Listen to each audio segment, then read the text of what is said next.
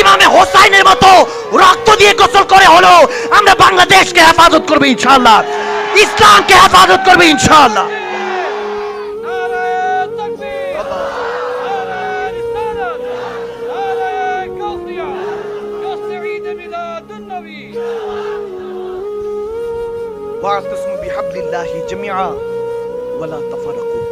আমরা বিশৃঙ্খলা পছন্দ করি না, আমরা চাই মুসলমান রসুনের কোয়ার মতো থাকবে। আওয়াজ দিচ্ছে না কেন? এক হয়ে থাকতে হবে মুসলমান, রসুল নামে রশি ধরে যেতে হবে খোদার ধারে, ঠিক কি না? আমরা তো সেই মুসলমান যারা একটা খেজুর খেয়ে 3 দিন আমরা যুদ্ধের ময়দানে লড়েছি। আমরা কিভাবে এই ঈমানের কথা ভুলে গেলাম? আমরা সেই মদিনাওয়ালার জন্য যারা গর্দান দিয়ে দিয়েছে।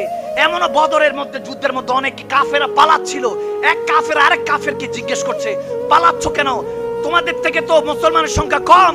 তখন তারা বলতেছে কম হলে কি হবে, তাদের দেখতেছি আমরা কল্লা উড়িয়ে দিয়েছি, মাথা ফেলে দিয়েছি, এরপরও তলোয়ার চলছে। জানি না এরা কোথা থেকে ক্ষমতা পায়। তাদেরকে বলে দিও ওই কামলিওয়ালা নবীর আশিকরা এখনো মাঠে ময়দানে আছে।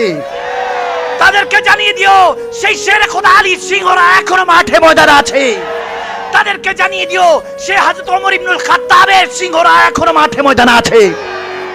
একবার যদি সেই তলোয়ার যদি আমরা হাতে নেই, কিচ্ছু লাগবে না, হাতকে তলোয়ার জেসেমকে ঢাল বানিয়ে নেমে যাবো ইনশাআল্লাহ। এরপরে এই দেশের মধ্যে কখনো অশান্তি হতে দিব না ইনশাআল্লাহ। দেশকে ভালোবাসুন। কি হয়েছে আপনার? কি মনে করছেন ধমকি দিচ্ছি আপনাদেরকে?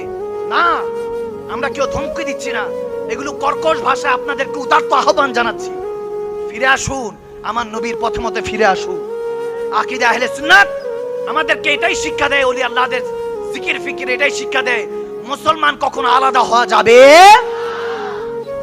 এবং আপনার মুসলমান থেকে মুসলমান হওয়ার ডেফিনিশন শুনে রাখেন। মুমিন আর মুসলমানের পার্থক্য কি?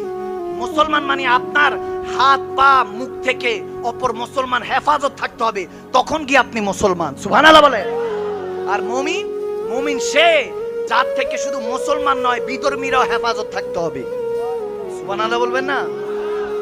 নিজেকে মুমিন যদি ভাবতে চান তাহলে আপনার থেকে মুসলমান, হিন্দু, বৌদ্ধ, খ্রিস্টান সবাই হেফাজত থাকতে হবে। আপনাকে দেখলে যাতে ভয় না পায়।